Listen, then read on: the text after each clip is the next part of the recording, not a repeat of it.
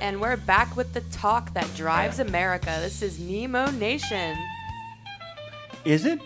Is it in fact Nemo Nation? Indeed it is. I'm going to take care of all this newfangled social media. A friend of the show, by the way, is arriving on the scene. And by the way, this is, that's Dave, by the way, who just hasn't figured out this new format. Sorry, and that Mike. includes actually the microphones. This poor Mike's taking a beating. I got to tell you, thunk, thunk, thunk, thunk, thunk, thunk, thunk, thunk. By the way, I found out something this week, Dave. Disappointed, actually, by the way. A disappointing discovery this weekend. Somebody actually appropriated the name Zebulon 5. Really? Can I tell you where I got that from? Yes. Aubrey, by the way, Aubry Oden is joining us, by the way. Aubrey did not take Zebulon 5, by the way. Okay. She is not guilty of such terrible things. At Trucking with Aubrey on the gram of Insta.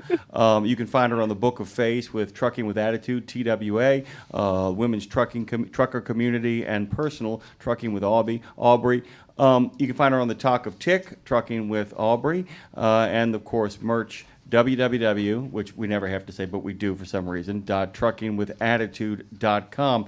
But I found out, I got Zebulon 5 from a really funny burlesque show I saw one day right before COVID, right before Katrina. Mm-hmm. This guy, Nick, did this really funny MC. He goes, I know what you're saying. You probably think the burlesque show on Zebulon 5 is better than this one because all the women have 3 breasts. He actually said that on the stage, and I lost it in laughter. And they're all blue, when he said that. And I thought, Zebulon 5 thing is really funny. A couple of guys went out and made a podcast in 2019 where Zebulon 5 is a featured planet.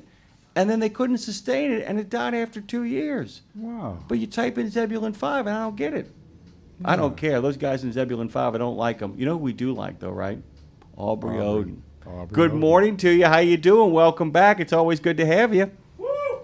Good morning. It's Money Making Monday. Another week. God is good. All right. Oh, I like that, by the way. Monday. So we got Money Making Monday with Aubrey. By the way, it's Movie Monday over here, but people have violated it. We always wear movie T-shirts. I'm wearing a Big Trouble in Little China. What are you wearing, Madison? What do you got on your shirt? What is that shirt? What is that all about? What's happening there? What's going on? What's going down? I'm actually giving her a hard time because she's trying to find a microphone button. This is actually a shirt that Chowder sent us. The Sturgis shirt. Yes, it is. yeah. He sent you a Sturgis. And I paired it with my my goth Crocs, because I just felt like the shirt was pretty edgy, so it needed some edgy footwear. By the way, Dave, our good Those friend. are edgy Crocs. Edgy Crocs. By the way, our friend Chowder is going to a Night Ranger concert on August the 2nd. Night Motorin. I'm sorry, Aubrey. This is your phone call. This is about you. I'm sorry. Go on. No, I'm loving it. I'm loving it. Do you remember Night Ranger, Aubrey? Oh, I think No, Aubrey wants to. I don't. You're fortunate, by the way. You're very fortunate. I mean, oh my God. You know what's worse than that is the fact that I know 2 Night Ranger songs, not one. Oh, I know boy. Sentimental Street, dude. That's disastrous. By the way, I like Night Ranger. I like Aubrey even more. Hey, Money Making Monday. How you doing? I'm doing great. Like I said, it's another week at it out here trucking, so God is definitely good. No complaints on my end. How's everybody doing on your end? Real good, real good. As we would say in New Orleans, where you at? Yeah, we're doing okay. We want you to come down here for our big party on July 23rd. We would love to have you here. We're having a that would be party at awesome. the Degas House. I am there. Send me the information. You don't even have to ask. Outstanding. Yes. This is big news, No, by the way. seriously. I mean, we got a whole bunch of truckers coming in, and that if you would come, that's a big deal. There's a lot of we got gumbo, and we got bourbon tastings, and we got the ATA trucks going to be on the side of the building. We got a band called the Coven. Which, that alone says everything you need to know. You got to get your butt down here. You got big news. We keep on burying the lead. You got big news going on. What's happening? Yeah. So a couple months ago in January, I shot a really big commercial with International, their Proven division, and that actually, I just seen it for the first time last night, so that will be coming out on air live in September, and I just wrapped up a few magazine articles and was nominated and won an award for Best Educational Influencer in 2025, so yeah, just a lot of good things. Congratulations. That is awesome. Aubrey, I wanted Thank you. I wanted to ask you this because you're one of our heroes out there, along with a lot of our other young friends who really have kind of taken the social media and the industry by storm. We just got a big milestone with our subscriptions. Facebook, we're tearing it up. We got a whole lot of stuff going on our platform. How much of that stuff do you focus on in regards to looking at your numbers, checking out your stats and all that stuff? And how much of the stuff that you kind of turn a blind eye to and just focus on creating content and getting the job behind the wheel done? It's a real balancing act, isn't it? It is, and the crazy thing is I focus on the numbers. Like, I never post a video and like, this is going to be it, because typically what I find happens is the videos I think that are going to do really good don't, and then the videos that I'm like, this isn't going to get any views, has 100,000, 200,000 views. So I just focus on the content and what people appreciate and resonate with. I let them decide. And so that becomes a matter of just kind of focusing in on just creating really fun content every day that kind of entertains yourself. I mean, like I said, was there a point where you think you had to make the adjustment saying, I'm going to stop worrying about what people want and start creating content that I think I would enjoy and therefore other people will? Do you dig where I'm coming from there? I do. I can definitely say this. About a year ago, I was kind of stuck on whether or not to do content anymore, just because there's so many content creators in the trucking realm now, and I felt like it was an oversaturation of trucking content, which made it very hard to be original and authentic, if that makes sense. Like, you'll see the same content creator doing the same style video, and so it was making it very hard for me to create. But I just kind of had to say, you know what, I'm gonna do this video. I don't care if somebody else already did it, because my followers might want to hear my perspective on it, and I use that to get me out of that little content creator block I had going on. Well, and by the way, I don't think it's so much a block as I think it's just a matter of we're always trying to figure out ways that we not stay relevant, because that's often a really dangerous path to get on. But I think a lot of the times that if we're being honest with ourselves, we got to say, what am I doing here? Am I doing this for me, or am I doing this to be liked? And that is such a, and look, we all want to be liked. I want to walk into a theater of 5,000 people, give me a standing ovation. Even I am suspect to that. But at the end of the day, it always feels like you want to tell a story about yourself. And as long as you continue to have those struggles and those triumphs, like this international commercial, there's always going to be something, right? I mean, it's just a matter of being honest and authentic. But man, that's the hardest thing, because sincere is easy. A lot of people can fake sincerity. You can't fake authenticity, can you? Absolutely. And it's definitely, throughout my process, I've said I wanted to make respectable, relatable trucking content, and I have stayed true to that. And I definitely think that that's more things that we need in the trucking industry.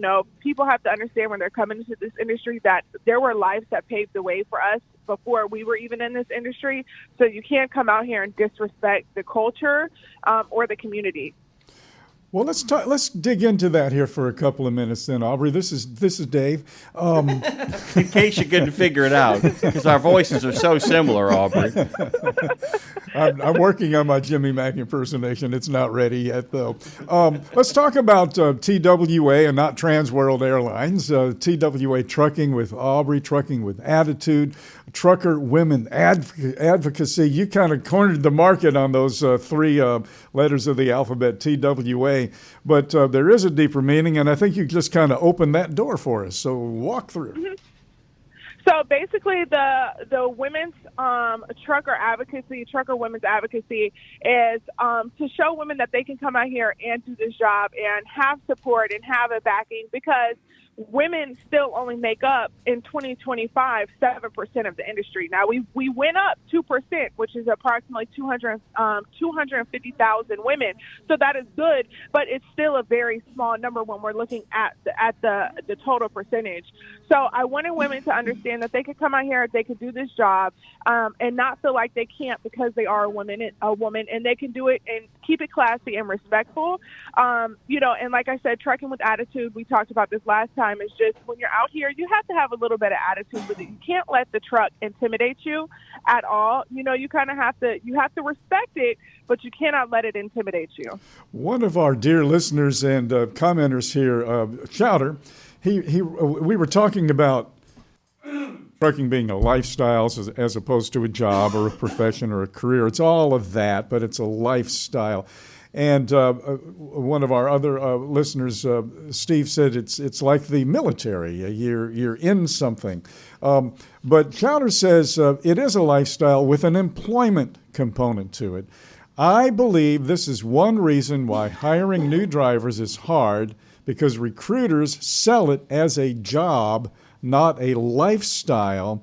And I think that can really get complicated and complex when it comes to women, because there are so many components about being out there on the road in the industry by yourself, on your own, as a woman in a totally male-dominated area, one of the few that still remains. That whole lifestyle component has to be first up as opposed to the job, at least from my perspective, but my perspective is totally opposite of yours. So what do you think?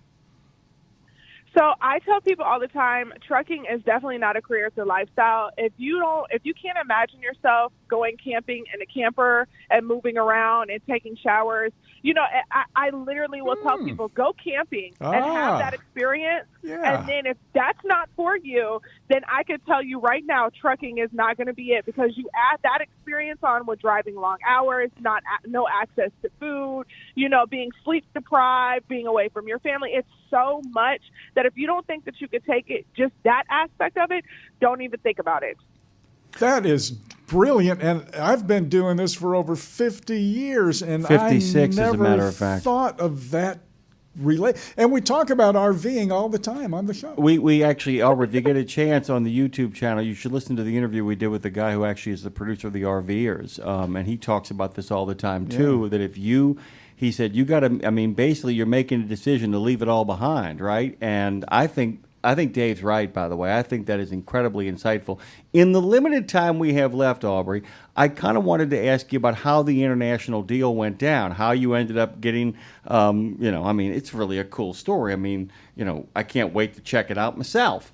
But how did you get that deal? How did they approach you? What went down? So actually, somebody told me that International had this thing that they were pitching for. I can't find the words for some reason, but somebody that I know actually gave me the opportunity. I touched base with them. They reviewed all my content and said, you know what, you would be a perfect fit.